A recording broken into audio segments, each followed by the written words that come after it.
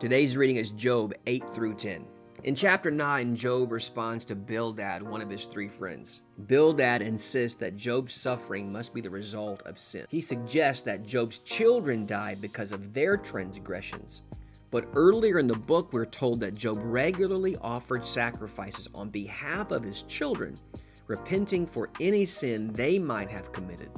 In response, Job acknowledges a measure of truth in Bildad's words, but he asks a greater question. He said, "I know it is so of a truth, but how should man be just with God?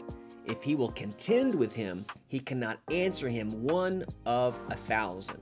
Job sees the power, wisdom, and holiness of God, and he sees himself as weak, small, and sinful in comparison.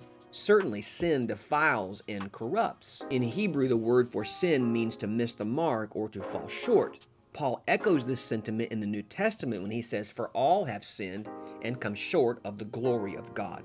And what mark do we miss? We miss the glory of God's character. Because God is holy, entirely without sin. That holiness, when compared with our sinfulness, creates a great separation. And Job expresses the impossibility of bridging that gap. He says, "For he is not a man as I am, that I should answer him, and he should come together in judgment. Neither is there any daysman betwixt us that might lay his hand upon us both." Here's the heart of Job's struggle. He cannot cleanse himself, argue his case, or plead for himself. He has no mediator to plead for him. He says he needs a daysman. And a daysman is an arbitrator, a mediator, someone who can reconcile two parties. These two parties being man and God. If only God would become a man who could truly understand Job's condition, and not just Job's, but that of humanity. He needed someone who could stand before God as a man and before man as God. And this is what's amazing.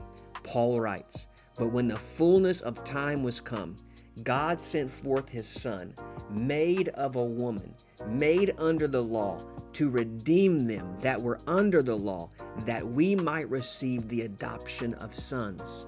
And again he writes to Timothy, "For there is one God and one mediator between God and men, the man Christ Jesus." Without realizing it, Job was preaching the gospel. Jesus Christ became that daysman, fully God, fully man, representing God's holiness to humanity and humanity's need before a holy God.